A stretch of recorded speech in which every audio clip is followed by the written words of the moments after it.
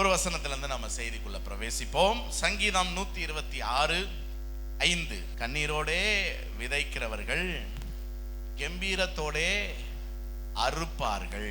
இங்க விதைப்பு அறுப்பு என்ற விஷயத்தை பார்க்கிறோம். ஒரு தடவை எல்லாரும் சேர்ந்து வாசித்துடுவோமா? கண்ணீரோடே விதைக்கிறவர்கள் கம்பீரத்தோடே.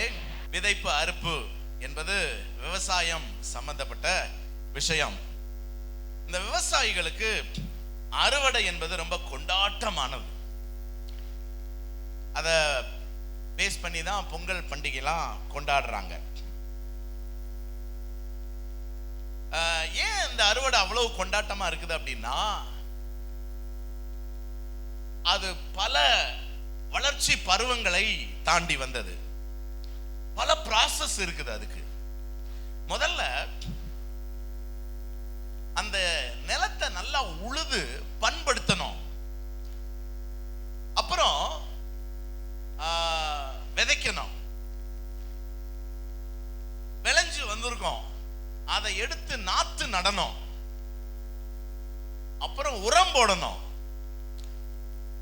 அதிகமாகவும் போட்டுறக்கூடாது, கம்மியாகவும் போட்டுறக்கூடாது, தப்பாவும் போட்டுறக்கூடாது. ரொம்ப கவனமா அந்த ப்ராசஸ் பண்ணணும். அப்புறம் நீர் பாய்ச்சணும். அதுவும் விளையாட்டு இல்ல. விவசாயம் பண்றவங்களை கேட்டு பாருங்க, காலையிலேயே போவாங்க. அதுவும் பார்த்தீங்கன்னா அளவுக்கு அதிகமாகவும் நீர் பாய்ச்சிடக்கூடாது, ரொம்ப குறைவாகவும் நீர் பாய்ச்சிடக்கூடாது, ஒரு அளவு. அப்புறம் நல்ல தளதளன்னு வளர்ந்து வரும். அதுல எதுவும் சேர்ந்து வளரும். களை எடுக்கிறதுன்னு ஒரு ப்ராசஸ் இருக்குது. பார்த்து எடுக்கணும். களையோட சேர்த்து எதையும் பிடிங்கிடக்கூடாது, பயிரையும் பிடிங்கிடக்கூடாது. அப்புறம் பொறுமையா காத்திருக்கணும். ஆமா, நல்லா விளைஞ்சி அந்த பயிர்கள் முற்றும் வரைக்கும் நம்ம காத்திருக்கணும். அதுக்கப்புறம் தான் அறுவடை, அதுக்கப்புறம் தான் ஆசீர்வாதம், அதுக்கப்புறம் தான் வெற்றி, அதுக்கப்புறம் தான் மேன்மை, அதுக்கப்புறம் தான் மகிழ்ச்சி. இதுவரைக்கும் என்ன ப்ராசஸ்? கண்ணீரின் ப்ராசஸ். இவ்வளவு ப்ராசஸும் கண்ணீர் தான். அதன் முடிவில் தான் என்ன கிடைக்குது? ஒரு மகிழ்ச்சி. அறுத்த அரிகளை கொண்டு வரும்போது அவன் கம்பீரமாய் வருகிறான். இதுக்கு இடையில எத்தனையோ இயற்கையான செயற்கையான போராட்டங்கள்லாம் என்ன செய்யுது? இருக்குது. பெரிய காத்தடிச்சிடக்கூடாது, பெரிய மழை பெஞ்சிடக்கூடாது, மழையே இல்லாம தண்ணி இல்லாம பஞ்சம் வந்துட கூடாது. காக்காவை விரட்டணும், கொக்க விரட்டணும், மனுஷனை என்ன செய்யணும்? விரட்டணும். அதனாலதான் வயக்காட்டுல பாத்தீங்களா, ஒரு மனுஷன் நிக்கிற மாதிரியே ஒரு ஆளா நிப்பாட்டி வச்சிருப்பாங்க, பார்த்திருக்கீங்களா? யாரோ ஒருத்தன் நிக்கிறான்ட்டு இந்த மாதிரி தீமைகள்லாம் விலகி போகும் அப்படின்னு நைட்டெல்லாம் காவல் கிடக்கிறவங்க எல்லாம் இருக்கிறாங்க. அப்ப அறுவடைக்கு முந்தின எல்லா பிரயாசங்களையும் இங்கு கண்ணீருக்கு ஒப்பிட்டு சொல்லி இருக்கிறது. இந்த கண்ணீரின் பிரயாசத்துக்கு வலி என்ற வார்த்தையை நான் இன்னைக்கு செய்திக்காக பயன்படுத்துகிறேன். இந்த கண்ணீரின் பிரயாசம் எல்லாமே எதோடு சம்பந்தப்பட்டது? சத்தமா சொல்லுங்க. வலி. இந்த வலிக்கு எதிர்ப்பதம் என்னது? சுகம். வலிக்கு எதிர்ப்பதம் என்னது? சுகம். இப்ப நீதிமொழிகள் 20:4 பாருங்களேன். நீதிமொழிகள் 20:4. சோம்பேறி குளிர்கிறது என்று உளமாட்டான், அறுப்பிலே அவன் பிச்சை கேட்டாலும் அவனுக்கு ஒன்றும் கிடையாது. இப்ப இந்த வலி சுகம் இந்த வார்த்தைகளை இந்த வசனத்தோடு நான் ஒப்பிட்டு சொல்றேன், நீங்க கவனிங்க. வலியை விரும்பாதவன் உழைக்க மாட்டான். சோம்பேறி யார்? வலியை விரும்பாதவன்.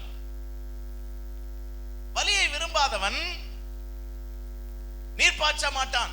வலியை விரும்பாதவன் களை எடுக்க மாட்டான். வலியை விரும்பாதவன் காவல் காக்க மாட்டான். வலியை விரும்பாதவன் யார்? சுகமாயிருக்க விரும்புகிறவன், சுகபோகமாயிருக்க விரும்புகிறவன், தூங்க விரும்புகிறவன், நல்லா சாப்பிட விரும்புகிறவன், நல்லா உடுத்த விரும்புகிறவன், ஊர் சுற்ற விரும்புகிறவன்,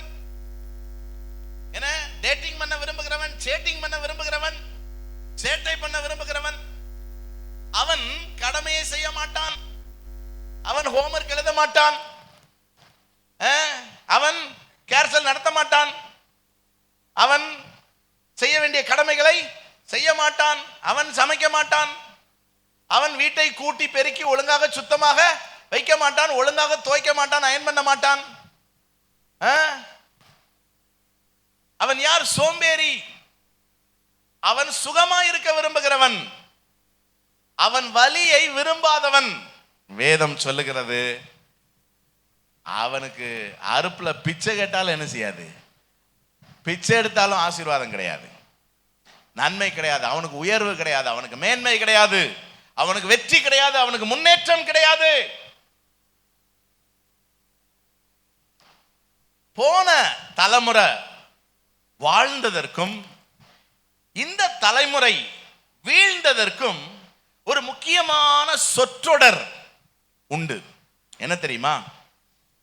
நான் தான் சின்ன வயசுல ரொம்ப கஷ்டப்பட்டேன், என் பிள்ளைகளாவது கஷ்டப்படாம இருக்கட்டும் அப்படின்னு சொல்லியே போன தலைமுறை இந்த தலைமுறைக்கு பெரிய சூனியமா வச்சுட்டாங்க.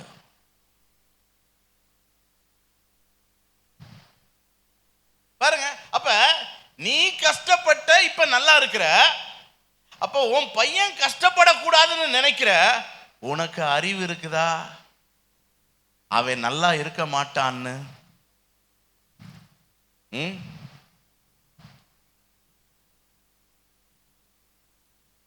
அதனால பாருங்க, போன தலைமுறை நல்லா உழைச்சி நல்ல சுகமா நல்லா ஆரோக்கியமா வாழ்ந்தாங்க. ஆனா இந்த தலைமுறைக்கு 30 வயசுலயே சுகரு, கொலஸ்ட்ரால், ஹார்ட் அட்டாக்கு. யோசித்து பாருங்க, உழைப்பு இல்லை. அப்ப சந்ததிகளுக்காக சேர்த்து வைக்கலாம், ஆனா ஒரு அளவு இருக்குது. என்ன, கோடி கோடியா சேர்த்து வச்சா அப்ப அவனுக்கு என்னதான் வேலை? அவன் சும்மா தான் இருக்கணும்.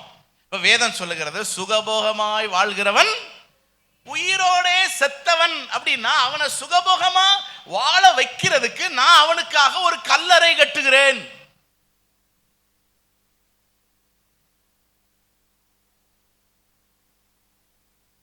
பாருங்க, பிள்ளைகளுக்கு விதை முதல்ல கொடுக்கலாம்.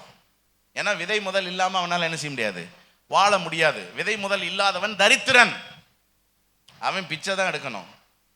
நீதிமானுடைய சந்ததி ஒருபோதும் அப்பத்துக்காக இறந்து திரிகிறது இல்லை. அப்ப பிள்ளைகளுக்கு விதை முதல்ல கொடுக்கலாம், பிள்ளைகளுக்கு வயல் நிலங்களை கொடுக்கலாம். அவங்க இதுல என்ன செய்யணும், உழைக்கணும்.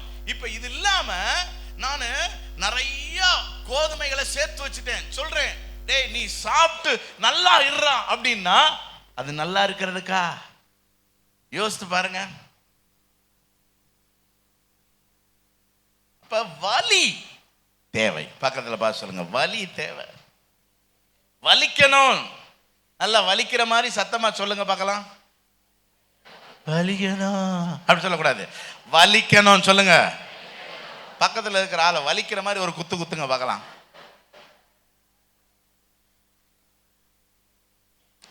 வலிக்கணும். இந்த செய்தி என்ன ரொம்ப அசைச்சது. குறிப்பா உங்களெல்லாம் வலிக்க வலிக்க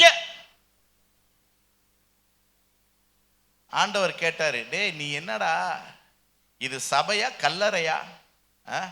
சபையை நீ சுகபோகமா வச்சினா அது கல்லறை. சுகபோகமாய் வாழ்கிற கர்மேல் விசுவாசி செத்த விசுவாசி. உயிர் வேணும்டா.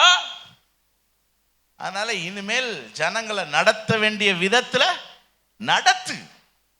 பிள்ளையாண்டானை நடத்த வேண்டிய வழியில நடத்து. நடத்த வேண்டிய வழியில நடத்துனா அது பிள்ளைக்கு வலி.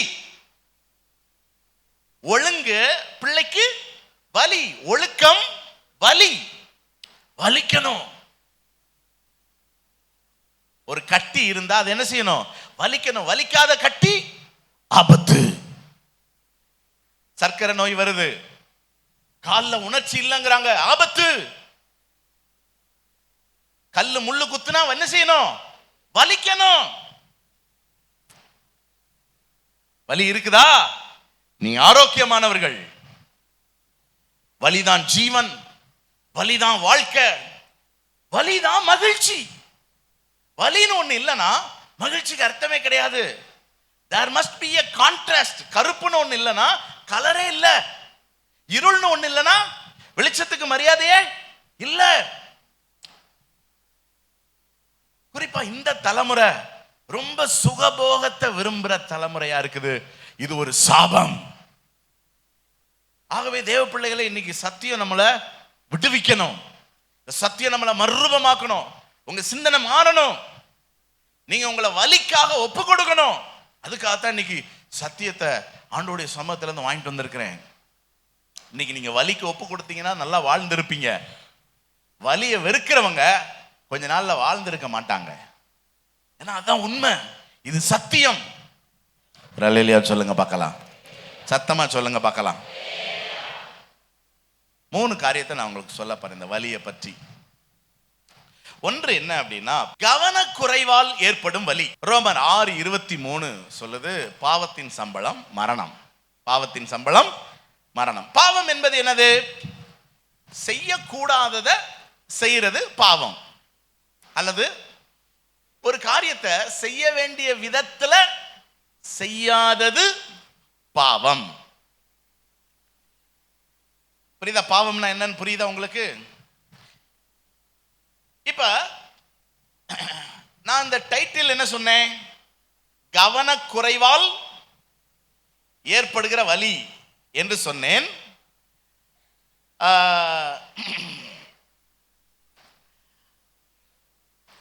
ஆனால் அந்த கவனக்குறைவுக்கு பின்னால் இருப்பது விதிமீறல். விதிமீறல், செய்யக்கூடாதத ஒன்றை செய்து விடுவதுதான். கேட்டா நம்ம என்ன நினைக்கிறோம்? அத கவனக்குறைவு. விளைவு என்ன? வலி, மரணம். ஒரு உதாரணம் சொல்றேன். போன டிசம்பர் மாதம் ஒரு மதிய நேரம் நானும் என்னுடைய மனைவி சிவகாசி போறதுக்காக புறப்பட்டோம். இங்கே கொஞ்சம் பெயிண்டிங் வேலை நடந்துகிட்டு இருந்தது. இந்த ஏணியெல்லாம் போட்டிருந்தாங்க. ஸோ உள்ள என்னுடைய பைக் நின்றுச்சு.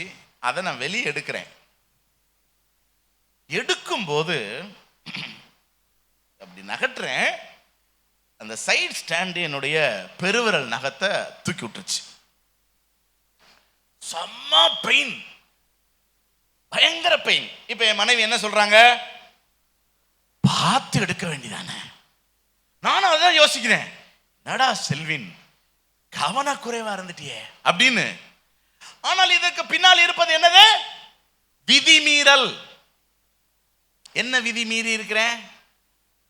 வண்டிய ஆன் பண்ண உடனே முதல்ல என்ன செய்யணும்? நிமித்திட்டு சைட் ஸ்டாண்டை எடுத்துட்டு வண்டியை நகட்டணும். இப்ப நான் சொல்றது புரியுதா? நம்முடைய வாழ்க்கையிலே நமக்கு ஏற்படுகிற வலிக்கு நாம் வைக்கிற பெயர் என்ன? கவனக்குறைவு. கவனமா வந்திருந்தா அடிபட்டு இருக்காது. கவனமா இருந்திருந்தா வலிக்கு விழுந்திருக்க மாட்டோம். கவனமா இருந்திருந்தா இந்த தீமை நடந்திருக்காது. கவனமா இருந்திருந்தா நம்ம வெட்கப்பட்டிருக்க வேண்டிய அவசியம் இல்லை. கவனமா இருந்திருந்தா நம்ம இழந்திருக்க வேண்டிய அவசியம் இல்லை. நீங்க நல்லா கவனிச்சு பாருங்க, அதற்கு பின்னால் ஒரு விதிமீறல் உண்டு. அதைத்தான் வேதம் பாவம் என்று சொல்லுகிறது. பாவத்தின் சம்பளம் மரணம். நம்ம ஊர்ல பட்டாசு விபத்துகள் அடிக்கடி நடக்குது. நேத்து கூட நடந்துச்சு. நீங்க அந்த ஸ்டோரியை கேட்டு பாருங்க. அங்க ஒரு கவனக்குறைவான ஒரு சம்பவம் நடந்திருக்கும். ஆனால் அதற்கு பின்னால் இருப்பது என்னது? விதிமீறல். அதை யாரும் யோசிக்கிறது இல்ல. நீங்க அந்த பட்டாசு தொழிற்சாலையில வேலை செய்யற எல்லாத்தையும் கேட்டீங்கன்னா உங்களுக்கு தெரியும். எதை எப்படி எப்படி செய்யணுமோ அப்படி எப்படி செஞ்சா விபத்து நடக்கவே செய்யாது. அப்ப விபத்து நடக்கிறதற்கான காரணம் என்ன? விதிமீறல். ஆனால் நம்ம என்ன சொல்றோம்? கேர்லெஸ்ஸா இருந்துட்டாங்க, கவனக்குறைவா இருந்துட்டாங்க. அதைத்தான் வேதம் நமக்கு சொல்லுகிறது, விதிமீறல். எத்தனையோ விபத்துக்கள் நடக்குது. என்னன்னு சொல்றோம்? கவனக்குறைவா நடந்துருச்சு. கொஞ்சம் பார்த்து பெயர்ந்திருக்கலாம், கவனிச்சிருந்திருக்கலாம், கவனிக்கிறதுக்குள்ள நடந்துருச்சு. ஆனா அங்க எத்தனையோ விதிமீறல்கள் நடக்குது. போன் பண்ணிக்கிட்டே வண்டியை ஓட்டுறாங்க, சீட் பெல்ட் போடாம வண்டியை ஓட்டுறாங்க, போக வேண்டிய வேகத்துக்கு அதிகமான வேகத்துல வண்டிய ஓட்டுறாங்க, நிறைய லோடு ஏத்திட்டு வண்டிய ஓட்டுறாங்க, லோடு ஏத்திட்டோம், வண்டி என்ன செய்யறாங்க, ஓட்டுறாங்க. வண்டிய சரியா சர்வீஸ் பண்றது இல்ல. பிரேக்க மிதிச்சா என்ன செய்ய மாட்டேங்குது, மிதிபட மாட்டேங்குது. எத்தனையோ விதமான விதி மீறல்கள். ஆனா நம்ம என்ன சொல்றோம், கவனமா போ. எல்லாரும் விதிமுறைகளை கை கொண்டா யாருக்கும் எந்த விபத்து என்ன செய்யாது, நேரிடாது. முத கதைக்கு வருவோம். யாரு, நம்ம அப்பச்சன், நம்ம அம்மாச்சி என்ன செஞ்சாங்க, விதி மீறல். இதை புசிக்கும் நாளில் சாகவே சாவாய். என்ன நடந்தது,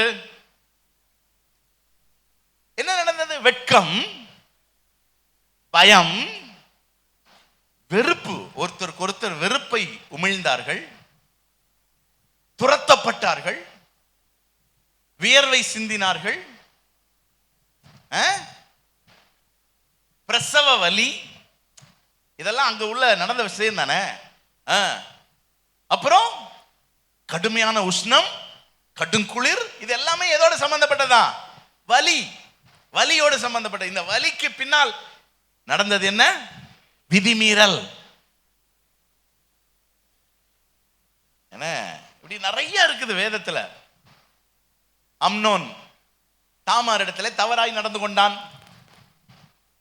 என்ன நடந்தது, தாமாருக்கு அண்ணன் அப்சலோம் தந்திரமாய் ராஜகுமாரர்களை விருந்துக்குன்னு அழைச்சி அம்னோன் தலையில் கல்லை போட்டு கொன்றான். அம்னோனுக்கு ஏன் வலி, விதிமீறல். நீ ஏன் அவன் தங்கச்சியை தொடுற,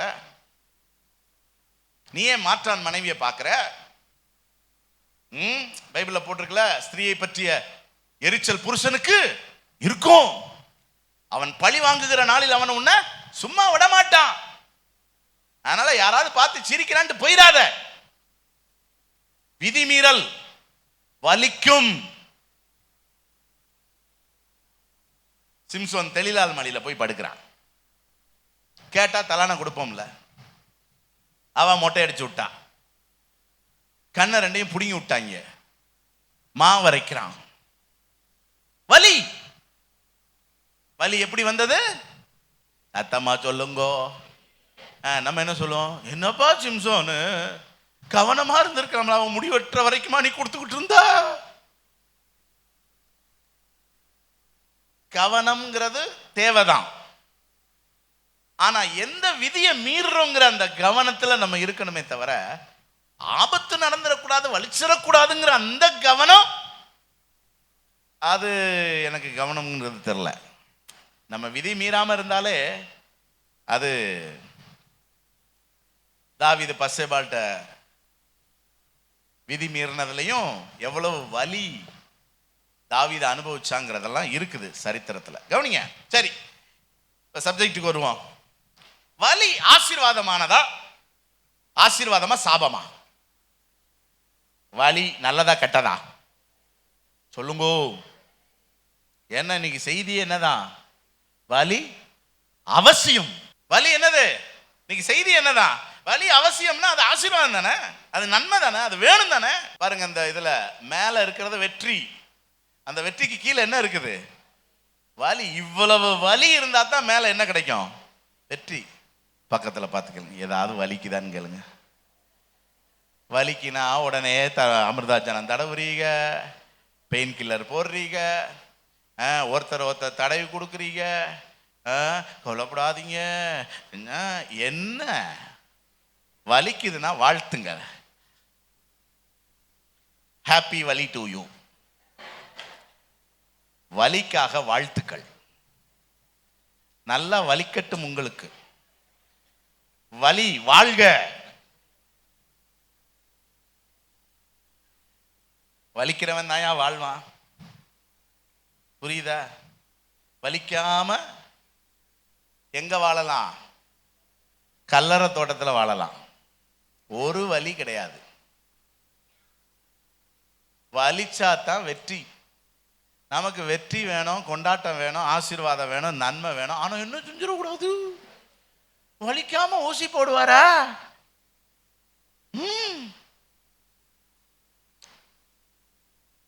அதனால வலிக்கணும், வலி அவசியம், வலி தேவைங்கிறதா இன்னைக்கு சத்தியமே. சரி, இப்ப கவனக்குறைவால் வலிக்கிறது, அதுல ஏதோ ஒரு விதிமீறல் இருந்திருக்கிறது, நம்ம அந்த விதியை கவனிக்கல, மீறி இருக்கிறோம், ரைட். இது ஆசீர்வாதமான ஆசீர்வாதம். ரெண்டு விஷயத்தை சொல்றேன். ஒண்ணு என்னன்னா, இந்த வலி அதிகப்படியான பாதிப்பை தடுக்கிறது. வலி அதிகப்படியான பாதிப்பை என்ன செய்து இப்ப நான் ஏற்கனவே சொன்னேன்ல, இங்க சர்க்கரை நோயாளிகளுக்கு காலில் உணர்ச்சி இருக்காது, வலிக்காதுன்னு சொன்னேன்ல. வலி இருந்தா அதிகப்படியான பாதிப்பு என்ன செய்யும்? தடுக்கப்படும். வலிச்ச உடனே என்னமோ வலிக்குதுன்னு உடனே பார்ப்போம், ஓ சின்ன புண்ணு இருக்குதா, சரி பண்ணிடுவோம். வலிக்கலனா காலை என்ன செய்ய வேண்டியிருக்கும். அப்ப வலி அதிகப்படியான பாதிப்பை என்ன செய்து, வலின்னு ஒண்ணு இல்லைன்னா நமக்கு பயமே கிடையாதுங்க. நீங்க நிறைய பேர் உயரமான இடங்களுக்கெல்லாம் ஏறுறதுக்கு பயப்படுறாங்க, அதனாலதான் நிறைய பேர் கீழே விழாம இருக்கான். புரியுதா? அந்த பயம் ஒரு ஆசீர்வாதம் ஒரு விதத்துல.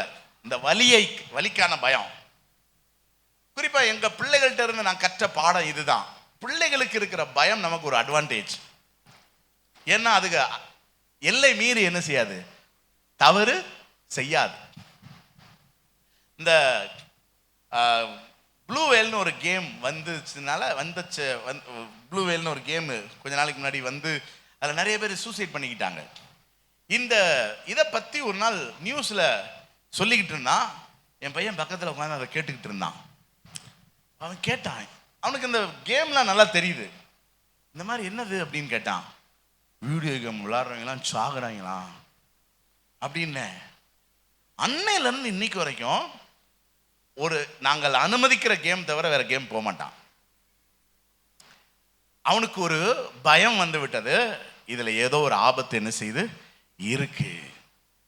அப்ப இதெல்லாம் ஒரு வலி அதிகப்படியான பாதிப்பை என்ன செய்து, ஆமா வலிக்காதவன் பாத்தீங்கன்னா என்ன தவறுனாலும் என்ன செய்வான், துணிஞ்சு செய்வான். ஆமா, அதனாலதான் பிள்ளைகள்கிட்ட நான் வெளியே எங்கேயாவது போகும்போதெல்லாம் சொல்லுவேன், ரொம்ப கவனமா இரு, கீழே விழுந்தீங்கன்னா வலி யாருக்கு தான், உனக்கு தான். ஸோ சேஃப்டி ஃபர்ஸ்ட் அப்படின்னு நான் சொல்லுவேன். அது அந்த பிள்ளைகளுக்குள்ள ஒரு விழிப்புணர்வை என்ன செய்யும், ஏற்படுத்தும். ஆமா நம்ம பாதுகாப்பா இருக்கணும், இல்லாட்டினா வலி யாருக்கு, நமக்கு. அப்ப அந்த வலிங்கிறது நம்மளை ஒரு நல்ல கண்டிஷன்ல வைக்குதா? ஆமா. இன்னொன்னு என்னன்னா, வலி நாம் செய்கிற தவறை நமக்கு சுட்டி காட்டுகிறது, நம்மை திருத்துகிறது. வலி நம்ம என்ன செய்யுது, திருத்துது. நம்ம செய்யறது சரி தவறுங்கிறத சுட்டி காட்டுது. 5வது வகுப்பு படிக்கும்போது நல்லா படிப்பேன் நான். வாத்தியாருக்கு எனக்கு ரொம்ப பிடிக்கும்.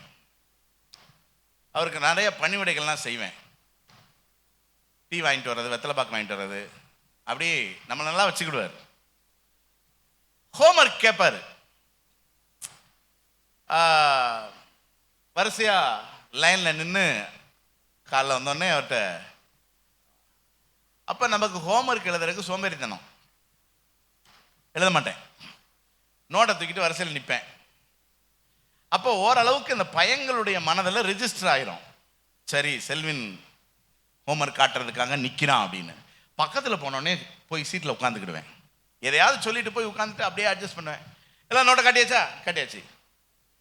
வாத்தியாரையும் என் மேலே சந்தேகப்பட மாட்டார், ஏன்னா அவருக்கு என்னைய பிடிக்கும், அதனால என் மேலே அவருக்கு சந்தேகம் வராது. அதனால எல்லாரும் காட்டியாச்சா, காட்டியாச்சு, ஓகே. இப்படியே பல நாட்கள் போச்சு. ஒரு நாள் திருடன் சிக்கினான். என்னன்னு தெரியல, திடீர்னு செல்வி நோட்டை எட்டு வந்துட்டாரு. போனா பல நாட்களாக வாத்தியார்ட்ட நானு கையெழுத்தே வாங்கல.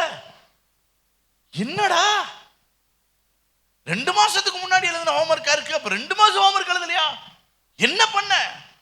அட்டி உரிச்சாரு பாருங்கள். அன்றோடு திருந்தினான் செல்வின். அன்றிலிருந்து ஒழுங்காக வீட்டுக்கு வந்தவுடன் ஹோம்ஒர்க்கை எழுதினான். செல்வினை திருத்தியது எது? வலி. புரியுதா உங்களுக்கு? அதனாலதான் பாருங்க, போலீஸ் அடி தெரியுமா, ஹீரோ கொலை நட்டுங்கும். நம்மளுக்கு அடிச்சு இல்ல, இன்னொருத்தனுக்கு அடிக்கிறது நான் பல சந்தர்ப்பங்கள்ல பார்த்துருக்கிறேன். ஆமா, ஒரு நாள் ஒரு போலீஸ் பெர்மிஷனுக்காக ஒரு கூட்டம் நடத்துறதுக்காக நான் போயிருக்கிறேன். என்னை அவர் எஸ்ஐ உட்காருங்க சார் அப்படின்னு சொல்லிட்டு பேசிக்கிட்டு இருந்தார். அப்போ அந்நேரம் ஒரு கணவன் மனைவி சண்டை போய்கிட்டு இருந்துச்சு. ஒருத்தர் நின்று பேசி பஞ்சாயத்து பண்ணிக்கிட்டே இருந்தார். விட்டு போடா அவன் சார் முடியாது இப்படி பேசிக்கிட்டே இருக்கும்போது இந்த எஸ்ஐ திடீர்னு எந்திரிச்சு ஒரு பெரிய கம்பு எடுத்தாரு. எடுத்து அடிச்சாரு. பார்க்கணும், இந்த அடி அந்த அடி கிடையாதுங்க, நீங்க நம்ப மாட்டீங்க. அவனும் கையெல்லாம் வைக்கிறான். அட்டினா எவ்வளவு அந்த ஆளுக்கு பலன் இருக்குமோ அப்படி அடி. நான் சொல்றது உங்களுக்கு புரிஞ்சுக்க முடியுங்க. அந்த அடியில நமக்கு இங்க என்னென்னமோ ஆயிப்போச்சு. இவ்வளவு நேரம் நம்மகிட்ட நல்லா தானே பேசிக்கிட்டு இருந்தாரு, இந்த ஆளுக்குள்ள இப்படி ஒரு அரக்கனா. ஆனா என்ன மேஜிக் தெரியுமா, என்ன மேஜிக் தெரியுமா, அவன் ஆமா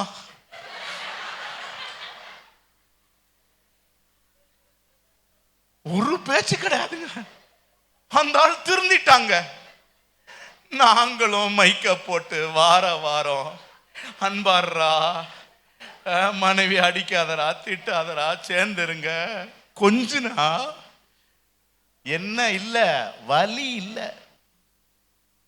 வலி இல்ல, உணர்வு இல்ல, அதனால திருந்துறது இல்ல. பாஸ்டர் பிரசங்கம் ஜாலியா இருக்கு. எங்கிட்டு திருந்த? போலீஸ் அடி என்ன செய்யுது? திருத்துது. வலி என்ன செய்யுது? நம்மள சத்தமா சொல்லுங்க, திருத்துது, உணர்த்துது. அதனாலதான் ஆண்டவர் பிள்ளைகளை பத்தி பெற்றோருக்கு என்ன சொல்லி இருக்கிறாருன்னு பாருங்க. நீதிமொழிகள் 13:24, பிறம்பை கையாடாதவன் தன் மகனை, அவன் மேல் அன்பா இருக்கிறவனோ அவனை அடிக்கிறான். எங்க அன்பான பெற்றோர் மட்டும் கை வைத்து காட்டுங்க பார்க்கலாம். பார்த்தேளா? சேட்டை யாரு? பிள்ளை இல்ல, நீங்க தான். இன்னைக்கு உண்மையா ரட்சிக்கப்பட்டீங்கன்னா போகும்போதே பெரம்ப வாங்கிட்டு போறீங்க. காசு வேணா கேளுங்க, நான் தாரேன். காணிக்கை பெட்டியில போட்டோம் பாஸ்டர், காசு இல்லைன்னா என்கிட்ட கேளுங்க, நான் தாரேன். என்ன 15 வயசுக்கு கீழே உங்க வீட்டில் ஒரு பிள்ளை இருக்குதுன்னா உங்க வீட்டில் என்ன இருக்கணும்? பெரம்பு இருக்கணும். நீங்க உங்க பிள்ளைய நேசிக்கிறீங்கன்னா அந்த பிள்ளை உங்ககிட்ட என்ன வாங்கி இருக்கணும்? அடி வாங்கி இருக்கணும். நீதிமொழிகள் 23:13 என்ன சொல்லுது? பிள்ளையை தண்டியாமல் விடாதே, அவனை பிரம்பினால் அடித்தால் அவன் சாகான். நீ பிரம்பினால் அவனை அடிக்கிறதுனால் பாதாளத்துக்கு அவன் ஆத்மாவை தப்புவிப்பாயே. கவனிங்க, வலி நம்மை திருத்தும். ஸோ இது முதல் வலியை பற்றி பார்த்தோம். கவனக்குறைவினால் உண்டாகிற வலி. கவனக்குறைவினால் எப்படி அந்த வலி வந்துச்சு? விதிமீறல். செய்ய வேண்டியதை செய்யாதது, அல்லது செய்ய வேண்டியதை செய்ய வேண்டிய விதத்தில் செய்யாததினால் உண்டான விளைவு வலி. ஆனால் அந்த வலி ஒரு, ஏன்னா இந்த உலகத்தில் யாருமே ரொம்ப 100% பர்ஃபெக்ட்னு கிடையாது. எல்லாருமே தவறு செய்கிறோம், வலிக்குது, நம்மை திருத்திக் கொள்ளுகிறோம். ஸோ அந்த வலி நல்லது தான். கர்த்தருடைய நாம் மகிமைப்படுவதாக. இரண்டாவது வலிக்கு போவோம். சோதனையினால் உண்டாகிற வலி. என்ன வலி? சோதனை. யோபு 2:11 பாருங்க. யோபுடைய 3 சிநேகிதராகிய எலிப்பாசும் பில்தாதும் சோப்பாரும் யோபுவுக்கு நேரிட்ட தீமைகள் யாவையும் கேள்விப்பட்ட போது அவனுக்காக பரிதபிக்கவும் அவனுக்கு ஆறுதல் சொல்லவும் ஒருவரோடு ஒருவர் யோசனை பண்ணிக்கொண்டு அவரவருடைய ஸ்தலங்களில் இருந்து வந்தார்கள். அவர்கள் தூரத்தில் வருகையில் தங்கள் கண்களை ஏறெடுத்து பார்த்தபோது அவனை உரு தெரியாமல். யார உரு தெரியல? யோபு. யோபுக்கு என்ன பிரச்சனை? நல்லா வாழ்ந்தவன், எல்லாவற்றிலும் எல்லாமாய் வாழ்ந்தவன்.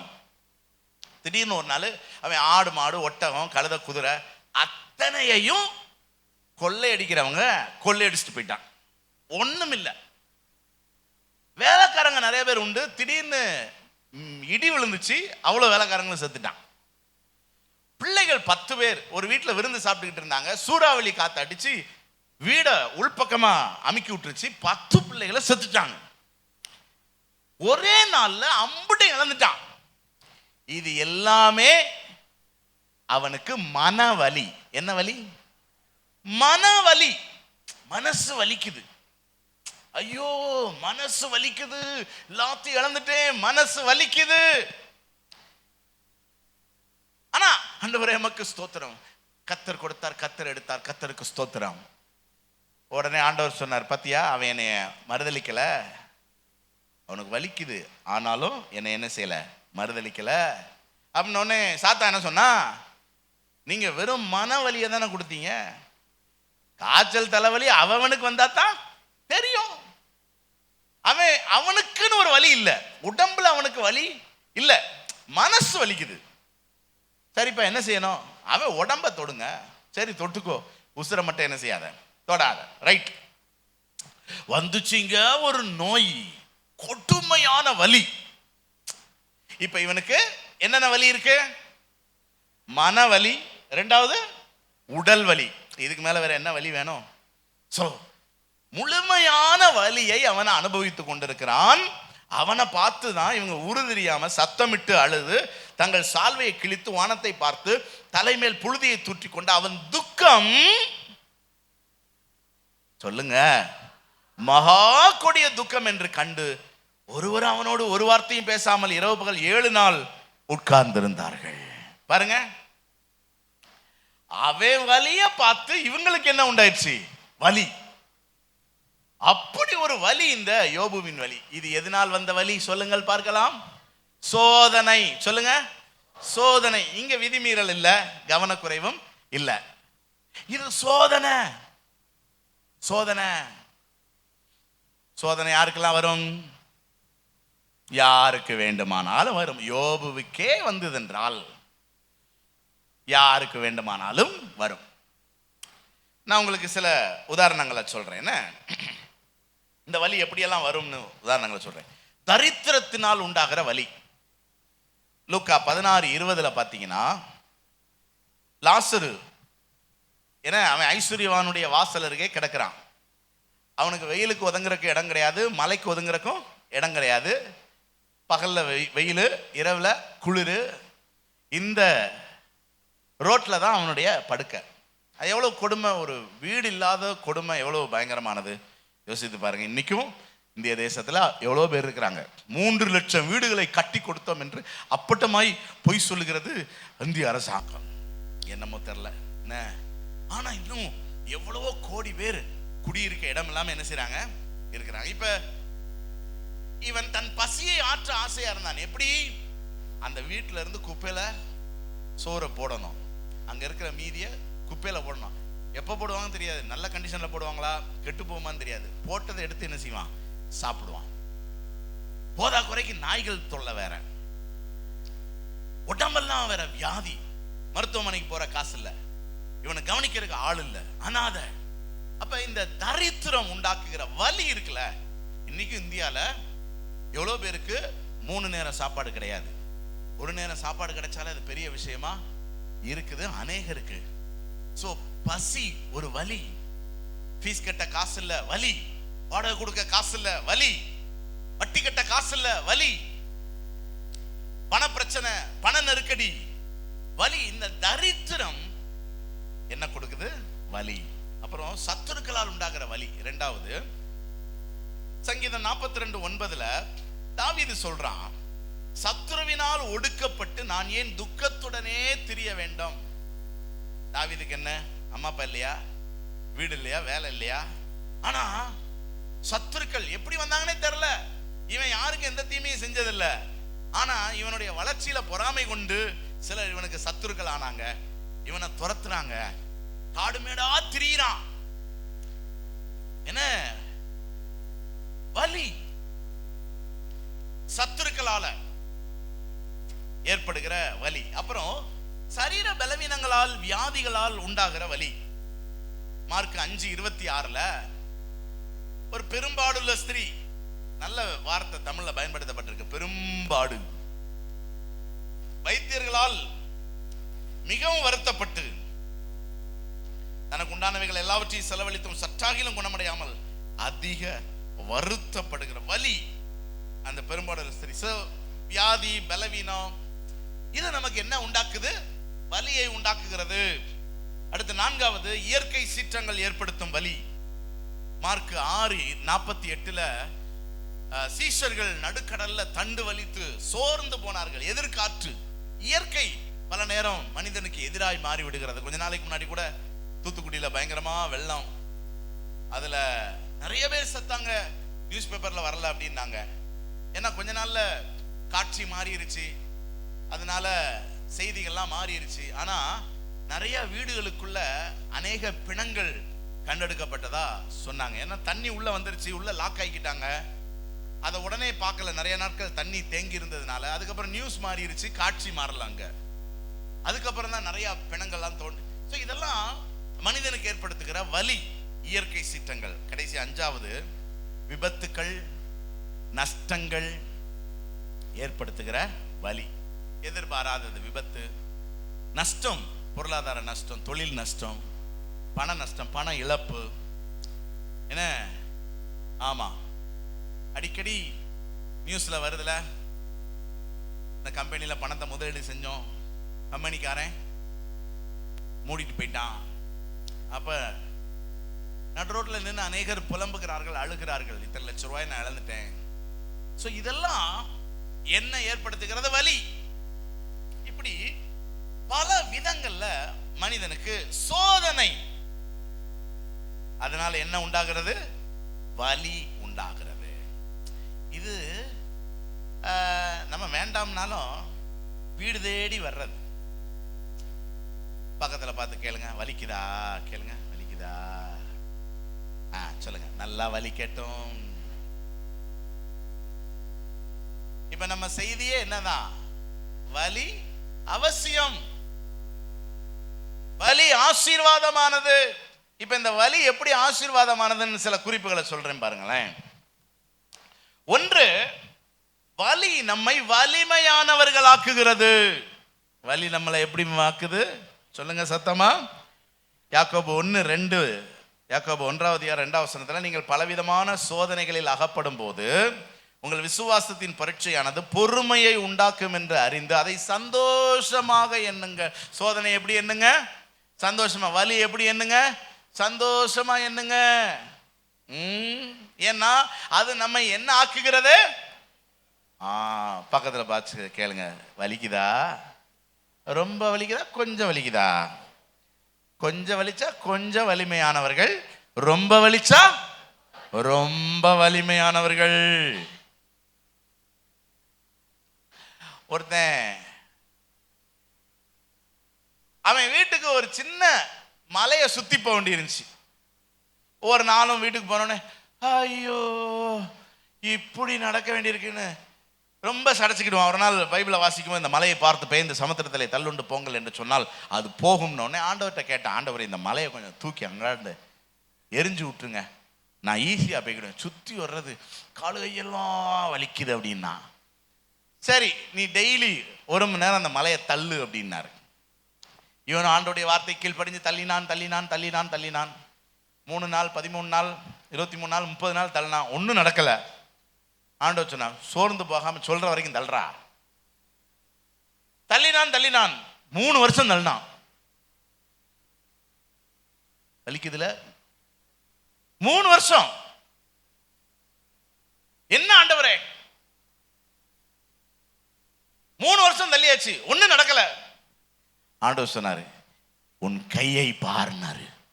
பார்த்தா கை எப்படி இருக்கு? உன் தொடையை பாருனாரு. பார்த்தா எப்படி இருக்கு? இப்போ உனக்கு சுத்தி வர்றது கஷ்டமா இருக்கா ஈஸியா இருக்காரு? கஷ்டமே இல்லை. ஏன்னா என் உடம்பு என்ன ஆயிடுச்சு, இப்ப வலிமையாகி விட்டது. ஆனா நம்ம என்ன நினைக்கிறோம் தெரியுமா?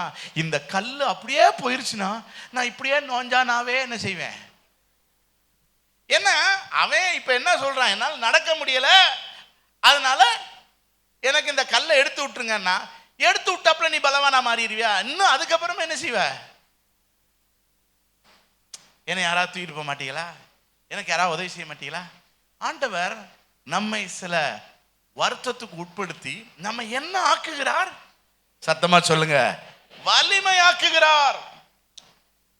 இரண்டாவது, ஆவிக்குரியவர்களாக்குகிறார் கர்த்தர். 1 பேதுரு 5:10 கிறிஸ்து இயேசுவுக்குள் நம்மை தமது நித்திய மகிமைக்கு அழைத்தவராய் இருக்கிற சகல கிருபையும் பொருந்திய தேவன் தாமே கொஞ்ச காலம் பாட அனுபவிக்கிற உங்களை சீர்படுத்தி, ஸ்திரப்படுத்தி, பலப்படுத்தி.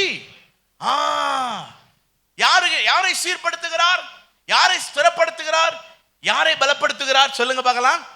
பாட அனுபவிக்கிறவர்களை. அப்ப யாருக்கெல்லாம் வலி இருக்கோ அவர்களெல்லாம் சீர்படுவார்கள், ஸ்திரப்படுவார்கள், பலப்படுவார்கள். எத்தனை பேருக்கு சந்தோஷமா இருக்கு? அப்ப வலிக்காதவன்லாம் விளங்கவே மாட்டான். இன்னைக்கு இப்போ ஒரு பாட்டு வந்திருக்கு, சீர்படுத்துவார், ஸ்திரப்படுத்துவார், பலப்படுத்தி நிலை நிறுத்துவார். இத மக்கள் கேட்கறது எதுக்கு தெரியுமா? தூங்குறதுக்காக. சீர்படுத்துவார், சிறப்படுத்துவார். ஒன்னும் நடக்காது. நீ வேணா கொரட்டை விட்டு செய்யலாம், தூங்கலாம். ஆனா வேதம் சொல்லுது, யாரை சீர்படுத்துவார்? பாட அனுபவிக்கிறவர்களை. வலி நம்மை ஆவிக்குரியவர்களாக்கும், குணசாலிகளாக்கும், பக்குவம் உள்ளவர்களாக்கும், பொறுமைசாலிகளாக்கும், நல்லவர்களாக என்ன செய்யும்? மாற்றும். அப்புறம் மூணாவது, விசுவாசத்துல நம்மை பலப்படுத்தும். விசுவாசத்துல என்ன செய்யும்? நம்மள சொல்லுங்க சத்தமா. ஏசாயா 43:2 ஏசாயா 43:2 என்ன சொல்லுது? நீ தண்ணீர்ல கடக்கும் போது உன்னோடு இருப்பேன், ஆறுகளை கடக்கும் போது பாருங்க, நீ தண்ணியை கடக்க மாட்ட, நான் அப்படியே மயில் வாகனத்துல ஏத்தி உன்னை அங்கிட்டு கொண்டு போய் இறக்கிடுவேன். என்ன சொல்றாரு? தண்ணியை கட, இறங்கு, உள்ள நட, நீந்து, அக்கறைக்கு என்ன செய், போ. அக்கினியை கடக்கும் போது உன்னை அல்லாக்கா தூக்கி பல்லாக்கா இறக்கி விட்டுரு. என்ன சொல்றாரு? இல்ல, அக்கினியில இறங்கு, அந்த நெருப்பு சூட்டுக்குள்ள போ, அக்கறைக்கு வா, உன்னைய நான் காப்பேன். ஆனா நீ கண்டிப்பா தண்ணியிலையும் அக்கினியிலையும் என்ன செய்யணும்? இறங்கி நடக்கணும். ஏன்னா அப்பதான் உனக்கு விசுவாசம் என்ன செய்யும்? பலப்படும். கர்த்தர் என்னோடு இருக்கிறார்னு நீ சொல்லுவ, கர்த்தர் என்னை காத்தார்னு நீ சொல்லுவ, நான் கர்த்தருடையவன் நீ சொல்லுவ. புரியுதா? விசுவாசத்தில் நம்ம என்ன செய்யணும்? பலப்படுவதற்கு என்ன தேவைப்படுகிறது சொல்லுங்கள் அருமையானவர்களே. ஆமாங்க, ஆமாங்க. அதனால ஆண்டவர் நம்மளை பாருங்க எப்படி நடத்துறார். நம்ம ஆண்டவரே காப்பாற்றும் அப்படின்னா கண்டுக்கவே மாட்டார், தெரியுமா உங்களுக்கு? அதனால இனி ஒருபோதும் காப்பாற்றும் என்று என்ன செய்யாதீர்கள், ஜெபிக்காதீர்கள். ஏனென்றால் நம்மை தேவன் விசுவாசத்திலே பராக்கிரமசாலிகளாக மாற்றத்தான் விரும்புகிறாரே தவிர நம்மை கர்த்தர் அவருடைய பிள்ளைகளாக கோழைகளாக வைத்திருக்க விரும்புகிறது இல்லை. நம்ம தான் நம்ம பிள்ளைகளை பாச்சானுக்கு பள்ளிக்கெல்லாம் பயந்தவளுங்க. பாச்சான் அப்படின்ன உடனே நம்ம என்ன சொல்ல தெரியுமா? அங்க போய் நில்ல, அங்க போய் நில்ல, அம்மா உன்னை அடிச்சுட்டு கூப்பிடுறேன். அப்போ உன் பிள்ளை கடைசி வரைக்கும் பாச்சானுக்கு பாச்சானாத்தான் இருக்கும். பிள்ளை பாத்ரூம்ல இருந்து பாச்சான்னு கத்துச்சுன்னா வெளியே தாள் போட்டு அடிச்சுட்டு வெளியே வா அப்படின்னு சொன்னா பிள்ளை எப்படி வளர்க்குறோம்? வீரர்களா வளர்க்க. எப்பயுமே பயம் எப்ப நீங்கும் தெரியுமா? நம்ம எதுக்கு பயப்படுறோமோ அதை முகமுகமா சந்திச்சா தான் பயம் என்ன செய்யும்? நீங்குமே தவிர மற்றபடி பாச்சான்லாம் ஒண்ணுமே கிடையாது, அது சும்மா பாச்சான் அப்படின்னு சொல்ற வரைக்கும் அப்படி பாச்சானை தூக்கி சட்டைக்குள்ள போடு, அதுக்கப்புறம் அது பாவம், அது எத்தனை பேருக்கு சத்தியம் புரிகிறது? அதனால தேவன் உங்களை வீரர்களா வளர்க்க விரும்புகிறார். நீங்க உங்க பிள்ளைகளை வீரர்களா வளர்க்குறீங்களோ இல்லையோ, தேவன் உங்களை எப்படி வளர்க்க விரும்புகிறார். அப்போ உங்க பிள்ளை என்ன, உங்க பிள்ளையும் கர்த்தருடைய பிள்ளை தானே. நீங்களா வீரர்ல வளர்த்துட்டீங்கன்னா பிரச்சனை இல்லை. இல்லாட்டினா அதுக்கப்புறம் உங்களை விட்டு போனதுக்கு அப்புறம் அந்த பிள்ளைகளா யார் வீரர் ஆக்குவா? சொல்லுகிறது புரிகிறதா? ஆமா. அந்த காலத்திலலாம் பிள்ளைகளை பெத்தாங்க, அதுக்கு பாட்டுக்கு வளரும். நாங்கள் சின்ன பிள்ளையா இருக்கும்போது இங்கே வீட்டுக்கு நாங்கள் வந்தோம், ஒரு 6th படிக்கும்போது நினைக்கிறேன், இந்த காட்டுக்குள்ள விளையாடுவோங்க, நெறிஞ்சு முள்ளு எல்லாம் கிடக்கும், செருப்பு கிடையாதுங்க. செருப்பை பற்றி நாங்கள் யோசித்து கூட பார்த்ததில்லை, அப்படியே பறப்போம். இன்னைக்கு வெளியே போறியா, செருப்பு போட்டு போ, கால் சுற்றும், முள்ளு குத்திரும். எங்க இருக்கு முள்ளு? எல்லாம் ஏசி ரூமு, ஃபேனு பாருங்க. அதனால இதுக்கு எல்லாத்துக்கும் என்ன காரணம் அப்படின்னா, வலியை நாம் தவறாக எண்ணுகிறோம். கிடையவே கிடையாது. வலி தான் வாழ்க்கை. அதை பிள்ளைகளுக்கும் கற்றுக் கொடுக்கணும். நாமும் உணர்ந்திருந்தோம்னா தைரியமாக இருப்போம். ஒரு அலையில சொல்லுங்க பார்க்கலாம். பக்கத்தில் பார்த்து சொல்லுங்க, சாவு ஒன்று அவ்வளோ ஈஸியாக வந்துடாது. ஐயோ, நம்ம சாவுக்கு பயப்படுற பயத்தை பார்த்தியனா என்னமோ அடுத்த வீட்டில் இருக்கிற மாதிரியே நினைக்கிறது. அது கிடக்கு மைல் கணக்கில். அது வர்றதுக்கு ரொம்ப காலம் என்ன செய்யுது இருக்கு. அதனால இது எல்லாமே இந்த வலிக்காக பயப்படுற பயம்தானே தவிர சாவுக்குன்னு கிடையாது. ஆனால் சாவுன்னு நம்ம நினச்சிக்கிறோம், ஆனால் அது கிடையாது, வலிக்காகத்தான். புரியுதா? அதனால தான் பாருங்க, ஒரு ஊசி போடுறதுன்னா பயப்படுறோம். ஏன் பயம்? அந்த ஒரு சின்ன வலி, இந்த வலியை ஏற்றுக்கொள்றதுக்கான பக்குவம் இல்லை. ஆனால் வலி நல்லதா இல்லையா? ஆமாங்க. இந்த போன வாரம் சங்கரேஸ்வரின்னு ஒரு பிள்ளைக்கு 3 நாள் ஜெபம் பண்ணோம். எதுக்காக ஜெபம் பண்ணோம்? வலிக்கு தான். வலி வரல, வலி வரல, வலி வரல, வலி வரல. வந்துருச்சு, எனக்கு செய்தியா வந்துருச்சு. ஏன் வலி வரல? வலி வரல. ஏன் வலி வரலன்னு ஜெபம் பண்றாங்க? வலி வந்தா தான் புள்ள வரக்கும், வலி வந்தா தான் உசுறு வரும், வயிறு வலி வந்தா தான் ஒரு ஜீவன் இந்த உலகத்தில் என்ன செய்யும்? உண்டாகும். வலி வந்தா தான் உன்னை வீட்டுக்கு அனுப்புவா. ஐயோ, ஆஸ்பத்திரியில் இருக்கிற நாட்கள் அவங்களுக்கு தவிப்பு. போனை போட்டு பாஸ்டர் வலி வரல பாஸ்டர், எனக்கு செய்தியே வந்துருச்சு. வலி நல்லது. வலி நம்மை விசுவாசத்தில் என்ன செய்கிறது? பலம் உள்ளவர்களாக்குறது. கடைசியா வலி நம்மை தேவனோடு நெருங்க வைக்கிறது. வலி நம்ம என்ன செய்யுது? சங்கீதம் 18:9 எனக்கு உண்டான நெருக்கத்திலே கர்த்தரை நோக்கி கூப்பிட்டேன். சொல்லுங்க பார்க்கலாம். நமக்கு மட்டும் வலி இல்லைன்னா நம்ம என்னைக்காவது கர்த்தரை தேடுவோமா? வலிக்கும் போது ஏசப்பா. அப்ப வலிலாம் ஒரு வரம்ங்க. சரி, சோ இரண்டாவது சோதனை நிமித்தம் வருகிற வலி. மூணாவது ரொம்ப முக்கியமான விஷயம் பார்த்து நம்ம ஜெபிக்க போறோம். என்னன்னா சாதனைக்கான வலி. மூணாவது வலி என்ன வலி? சாதனைக்கான வலி. இப்போ நம்ம பார்த்த முதல் 2 வலிக்கும் இந்த வலிக்கும் பெரிய வித்தியாசம் இருக்கு. என்னன்னா இந்த 2 வலியும் நம்ம எதிர்பார்க்காத வலி. ஒன்று விதிமீறலால் உண்டான கவனக்குறைவினால் வருகிற வலி, அது நம்ம எதிர்பார்த்ததில்ல, திடீர்னு வரும். சோதனையினால் வர்ற வலியும் நம்ம எதிர்பார்த்ததில்லை. ஆனால் இந்த வலி நாம் வேண்டுமென்றே ஏற்றுக்கொள்ள வேண்டிய வலி. நான் சொல்றது புரியுதா உங்களுக்கு? வேண்டுமென்றே ஏற்றுக்கொள்ள வேண்டிய வலி. இன்னொரு நல்ல காரியம் நான் சொல்றேன் பாருங்களேன். நம்ம ஏத்துக்கிடாட்டினாலும் முந்தின 2 வலியை நம்ம வாழ்க்கையில கர்த்தர் அனுமதிக்கிறாரா? அது எதுக்குன்னா உனக்கு வலி பழகணுங்கிறதுக்காக. பழகுனாத்தான் இந்த 3வது வலியை நீ என்ன செய்வ? ஏத்துக்கிடுவ. வலியை கண்டு நீ பயந்து ஓட மாட்ட. அதுக்காகவே தான் கர்த்தர் நமக்கு முந்தின 2 வலியை நம்ம விரும்பினாலும் விரும்பாட்டினாலும் கர்த்தர் என்ன செய்யறார்? நம்முடைய வாழ்க்கையில அனுமதிக்கிறார். அதிலிருந்து நம்ம வலியை ஏற்றுக்கொள்கிற மனப்பக்குவம் உள்ளவர்களாகி இந்த 3வது நிலையில வலியை தைரியமாய் சந்திக்கிறவர்களாக, வேண்டும் என்றே நாம் ஏற்றுக்கொள்கிறவர்களாக நாம் மாற வேண்டும். அதான் இது ரொம்ப சிம்பிள். ஏற்கனவே நம்ம வாஸ்த வசனம் தான். சங்கீதம் 126 5, 6 வசனங்கள். கண்ணீரோட விதைக்கிறவர்கள் அறுப்பார்கள், விதையை சுமக்கிறவன் அழுது கொண்டு போகிறான், அறுத்த அரிகளோ சுமந்து கொண்டு கம்பீரத்தோட திரும்பி வருவான். கவனிங்க, நான் விவசாயினுடைய ப்ராசஸ் எல்லாம் ஏற்கனவே நான் உங்களுக்கு சொல்லிட்டேன். ஒரு விவசாயிக்கு அறுவடை என்பது எளிதானதல்ல என்பது தெரியுமா தெரியாதா? தெரியுங்க. அவனுக்கு நல்லா தெரியும் இந்த விளைச்சல் அறுவடைக்கு வருமா வராதாங்கிறதுல எவ்வளவோ ரிஸ்க் இருக்கு.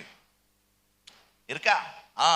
அப்ப அவன் ஒரு வலியை சந்திக்க துணிந்துதான் இறங்குறான். ஒருவேளை இந்த சோம்பேறி பார்த்தோம்ல, அவன் என்ன சொல்லுவான்? சாக்கு போக்கு சொல்லுவான். இப்பெல்லாம் மகசூல் சரியே கிடையாது, அதனால நான் இந்த முறை விதைக்கல. இப்பெல்லாம் பார்த்தா காத்து குண்டக்கு மண்டக்கு அடிக்குது, அதனால நான் விதைக்கல. இப்பெல்லாம் சீசன்லாம் ஒழுங்காவே இல்லை, குண்டக்கு மண்டக்கு மழை பெய்யுது, அதனால விதைக்கல. இப்படி சாக்கு போக்கு சொல்லிக்கிட்டு இருக்கிறவன் வாழ்க்கையில எதையுமே அடையவே முடியாது. அப்ப ஒன்றை அடையணும்னு விரும்புறவன் அது அடைவோமா இல்லையாங்கிறதே அவனுக்கு தெரியாது. அந்த நிச்சயமே அவனுக்கு கிடையாது. ஒருவேளை அடையாமல் போனால் அது இன்னும் அவனுக்கு வலியை ஏற்படுத்தும். ஆனாலும் அந்த வலியை சந்திக்க அவன் துணிச்சல் கொள்ளுகிறான். இந்த துணிவு நமக்கு தேவை. இதுதான் கர்த்தருடைய வார்த்தை. வலிய நம்ம என்ன செய்யணும்? சந்திக்க ஆயத்தப்படணும். அவர்கள் தான் சாதிக்க முடியும். அவர்கள் தான் அறுவடையை பெற்றுக்கொள்ள முடியும். இன்னைக்கு இருக்கிற பிரச்சனை என்ன? என்ன செஞ்சாலும் வலிக்க கூடாது. வலிக்காம ஆபரேஷன் பண்ணுவாங்களா? வந்து பாடு முதல்ல. வலிக்காம ஊசி போடுவாங்களா? கசக்காம இருக்குமா டானிக்கு? அப்புறம் உரைக்காம இருக்கா சோறு? அப்புறம் உள்ள போட்டு அப்படியே உளுங்கு, உள்ள அப்படியே அப்படியே போகுமா? அப்புறம் நடக்க கூடாது, கால் வலிக்கும். படுக்கிறதுக்கு கூட இப்ப பெட்டு என்ன.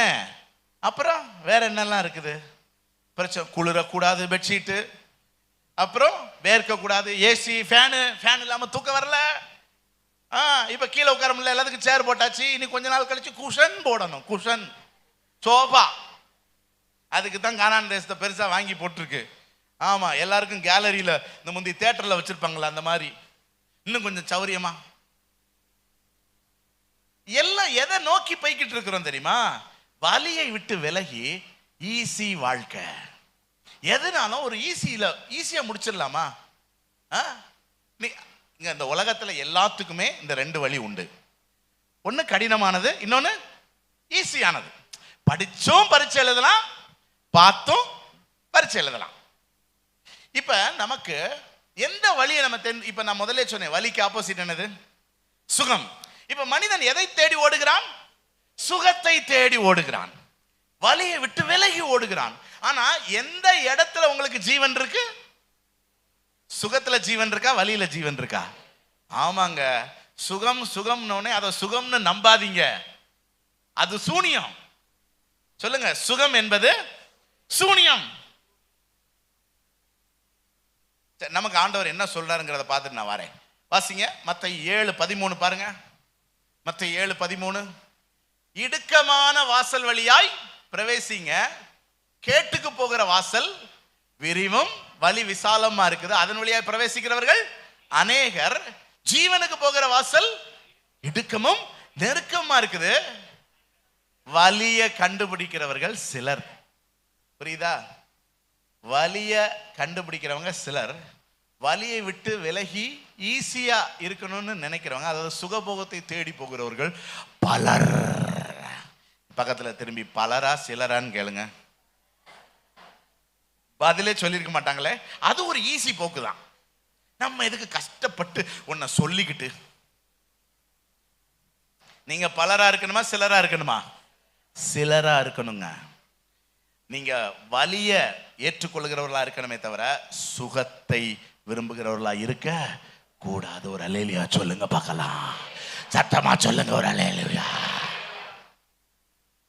என்ன, இது ஆண்டவருடைய வார்த்தை. ஆண்டவர் சொல்றாரு, உனக்கு ஜீவன் வேணுமா? நீ எதை தெரிந்து கொள்? வலிய தெரிந்து. இடுக்கமான வாசல், கஷ்டப்படணும், பிரயாசப்படணும், வியர்வை சிந்தணும், தெரிந்து கொள். அது உனக்கு ஆசீர்வாதம், அது உனக்கு சுகம், அது உனக்கு ஆரோக்கியம், அது உனக்கு ஜீவன், அது உன்னை பரலோகம் கொண்டு போய் என்ன செய்யும்? சேர்க்கும். என்ன ஈஸியா என்ன செய்யாத. ஒரு சில உதாரணங்களை பார்த்து நம்ம முடிக்கலாம். படிப்புல யார் வெற்றி பெறுவா? படிக்கிறவங்களா? பாருங்களேன், நக்கல். படிப்புல ரெண்டு விஷயம் இருக்கு. ஒன்னு வலி, இன்னொன்னு சுகம். சரியா? ஓகே, சரிதான் அவங்க சொன்னது. படிக்க சரி, படிப்பது என்பது வலியா சுகமா? வலி. படிப்பது என்பது வலி. அதே படிக்கிற நேரம் விளையாடுவது என்பது, அதே படிக்கிறேன் என்ற போர்வையில் புத்தகத்தை திறந்து வைத்து விட்டு கனவு உலகத்தில் வாழ்வது சுகமோ சுகம்.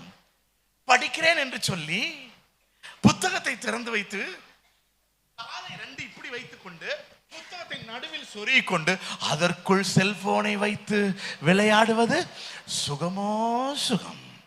இன்றைக்கு ஹோம்வொர்க் எல்லாம் வாட்ஸ்அப்பில் தான் அனுப்பி இருக்கிறார்கள் என்று சொல்லி அம்மாவிடத்திலே போனை வாங்கி கொண்டு அந்தாண்ட போய் சேட்டிங் பண்ணுவது சுகமோ சுகம். இன்னைக்கு மனிதன் எதை தேடி ஓடுகிறான்?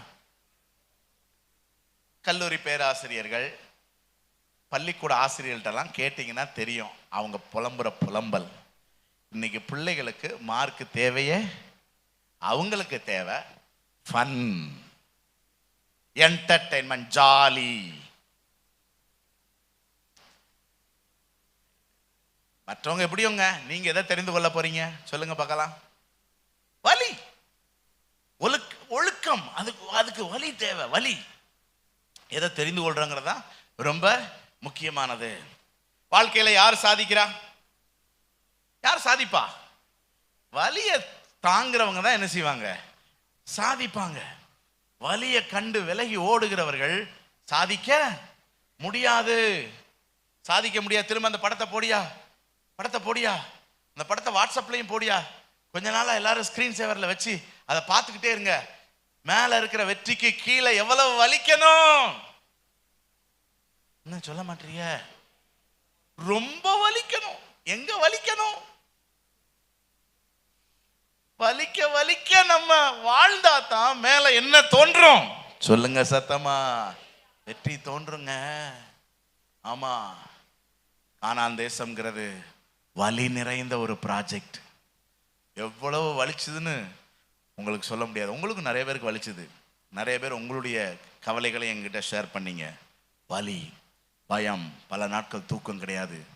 ஆமா, எனக்கு ஆண்டவர் பாராட்டின கிருபையை நான் விவரிக்கவே முடியாது. அவ்வளோ பெரிய கிருபை, உங்களுக்கு சொல்லவும் முடியாது. அது அவ்வளோ பெரிய கிருபை.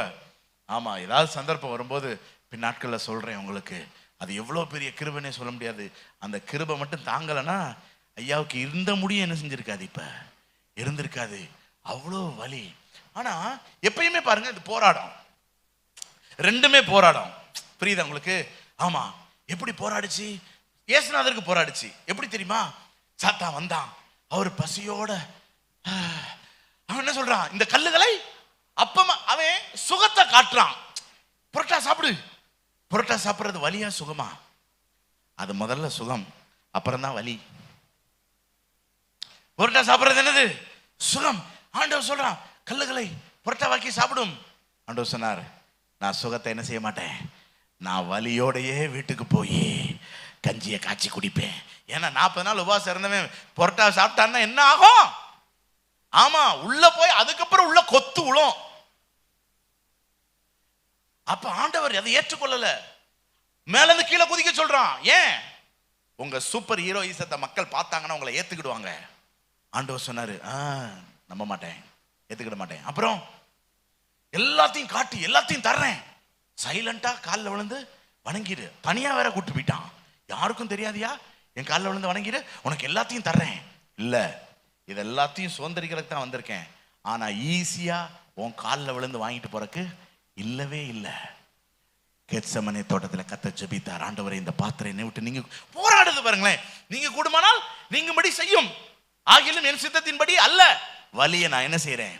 தெரிந்து கொள்ளுகிறேன். உலகத்தின் பாவத்தை சுமந்து தீர்க்கிறதற்காக, இந்த உலகத்தை ரட்சிக்கிறதற்காக கல்வாரி சிலுவையில் நான் வலிய, அந்த வலி தான் இன்னைக்கு நம்மளை ரட்சித்து இருக்குது. என்ன சொல்றீங்க? வலி தான் ரட்சித்திருக்கு. வலிக்காம ரட்சிக்க முடியுமா? ஆமா, அதே மாதிரிதான் எனக்கும் போராட்டம். எதுக்குடா செல்வின் இந்த வம்பு வேலை? ஒரு நல்ல சர்ச் இருக்கு, 2 ஆராதனை நடக்குது, ஒரு 10 வருஷம் கழிச்சு 3 ஆராதனை கூட நடக்கும். மக்கள் பாரு எவ்வளவு, இந்த முகங்கள்லாம் பார்த்தா எவ்வளவு சந்தோஷமா இருக்கு. எதுக்கு கஷ்டப்படுற? இதுல போதா குறைக்கு எனக்கு ஆலோசகர்கள் வேற. என்னன்னா, மக்களை கஷ்டப்படுத்த கூடாது. மக்கள்கிட்ட இவ்வளவு கேட்டீங்கன்னா மக்கள் எவ்வளவு கஷ்டப்படுவாங்க. நானே சும்மா மயிலரகால உங்களை தாளாட்டுறவன், இதுல வேற உங்களை கஷ்டப்படுத்த கூடாதாமா, அது வேற எனக்கு கஷ்டம்தான். ஐயோ, மக்களை ரொம்ப கஷ்டப்படுத்துறோமா நம்ம, அது வேற எனக்கு ஒரு பக்கம் வலி. ஆமா, இப்பயும் கொஞ்சம் கடன் இருக்கு, ஆனா வெளியே சொல்லாம போய்கிட்டு இருக்கேன், எப்படி கர்த்தர் நடத்துவார் அப்படின்னு. ஆமா, ஆனா ஒன்று நிச்சயம், வலிச்சாதான் வாழ முடியும். நான் வலிக்கல, இருக்கிறத வச்சு நான் அப்படி ஜாலியா வாழ்றேன்னா நான் அன்னைக்கே செத்துட்டேன்னு அர்த்தம். நான் சொல்ற எத்தனை பேருக்கு புரியுது? யார் சாதிக்க முடியும்? வலியை தெரிந்து கொள்ளுகிறவர்கள் தான் சாதிக்க. எல்லா இடத்துலையும் அந்த டெசிஷன் இருக்கும். நீ வலியை தெரிந்து கொள்ள போறியா? இப்ப நற்குணத்தை எடுத்துக்கோங்களேன். நற்குணமா இருக்கணும்னா நம்ம வலியை தான் என்ன செய்யணும்? தெரிந்து கொள்ளணும். ரூத் வந்தா மாமி கூட, வலியா சுகமா? சொல்லுங்க சத்தமா. வலி. தாவீதுக்கு அதுல்லாம் கெபியில சவுல் சிக்கிட்டான். கூட இருந்தவன் சொல்றான், ஒரே போடா போட்டின்னு இன்னைக்கே ராஜா. தாவீது வலியை தெரிந்து கொண்டானா சுகத்தை தெரிந்து கொண்டானா? நான் கொல்ல மாட்டேன், இன்னும் கொஞ்ச நாள் வேணா இவன் துரத்தி நான் ஓடிக்கிட்டே இருக்கிறேன், ஆனா கர்த்தர் என்னைக்கு உயர்த்துவாரோ அன்னைக்கு தான். அதான் நற்குணம். நற்குணம். இப்ப மன்னிக்கணும்ங்கிறது வலியா சுகமா? வலி. ஆனாலும் நான் அந்த வலியை தெரிந்து கொண்டா அது எனக்கு ஆசீர்வாதம். புரியுதா? இந்த மாதிரி நிறைய விஷயங்கள். கடைசி ஒரு விஷயம் சொல்றேன் பாருங்க. ஆபிரகாம் ஈசாக்க பலி செலுத்தணும். வலியா சுகமா? எவ்வளவு வலிங்க. ஒத்த பிள்ளைய வச்சிருக்கிறாங்க, அதை கொடுக்கறது அவ்வளவு ஈஸியாங்க. ஆனா அவன் வலியை தெரிந்து கொண்டான். அதனாலதான் இன்னைக்கு வரைக்கும் அவனோட சேர்ந்து நாமும் ஆசீர்வதிக்கப்பட்டுக்கிட்டு இருக்கிறோம். ஆகவே சாதனைக்கான வலி இது யார் தான் தெரிந்து கொள்ளணும்? சொல்லுங்க, நம்ம தான் தெரிந்து கொள்ளணும்.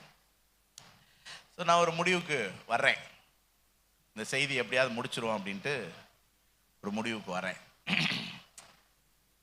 வாழ்க்கையின் முடிவுல யாருக்கு பரிசு? வாழ்க்கையின் முடிவு யாருக்கு பரிசளிக்கும்? 2 தீமோத்தேயு 4:7 சொல்லுது, நல்ல போராட்டத்தை போராடினேன், ஓட்டத்தை முடித்தேன், விசுவாசத்தை காத்துக்கொண்டேன், இது முதல் எனக்காக யாருக்கு கிரீடம்? போராடி ஜெயிக்கிறவர்களுக்கு தான் கிரீடம்.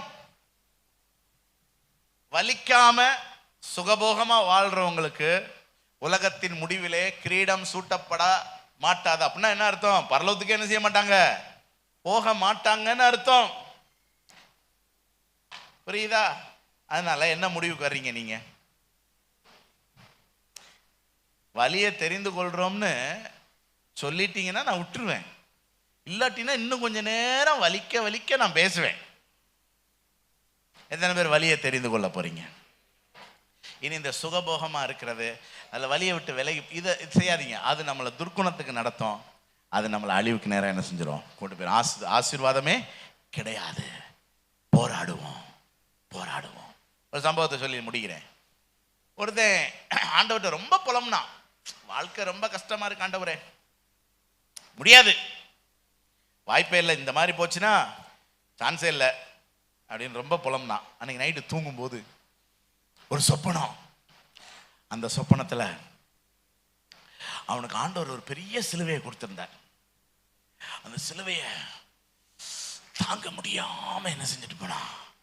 தூக்கிட்டு போனான். திடீர்னு அவனுக்கு ஒரு மூளை வேலை செஞ்சது. திரும்பி பார்த்தான், நம்ம எதுக்கு இவ்வளோ நீள சிலுவையை சுமக்கணும்? நான் ஆண்டவர்கிட்ட கேட்டான், ஆண்டவரே முடியல, கொஞ்சம் அறுத்துக்கிடட்டுமான். சரி, அறுத்து கொண்டார். அறுத்துக்கிட்டான். இவனுக்கு சந்தோஷம், பரவாயில்ல, இப்போ நமக்கு பாரம் என்ன செஞ்சிருச்சு? குறைஞ்சிருச்சு. நமக்கு அப்பப்போ பாரம் குறையும் தெரியுமா? அதே மாதிரி தான் கொஞ்ச நாள் கழிச்சு இன்னும் அடுத்தது, இன்னும் முடியல ஆண்டவரே, இவ்வளோ நீளம் இருக்குதே, தேவையா எனக்கு? இன்னும் கொஞ்சம் அறுத்துக்கிட்டோமா? அறுத்துக்கும். ஆண்டவர் நல்ல வரல. ஒரு அல்லேலூயா சொல்லுங்க பார்க்கலாம்.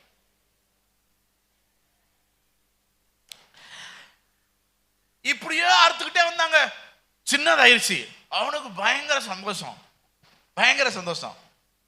தூக்கிக்கிட்டு ஜாலியா போனான். எத்தனை பேர் இப்படி ஜாலியா இருக்கணும்னு விரும்புறீங்க? விரும்பாதீங்க. ஜாலியா இருந்தா வாழ்க்கை முடிவுக்கு வந்துருச்சு அப்படின்னா 70-75 வயசு தட்டிடுச்சுன்னு அர்த்தம்.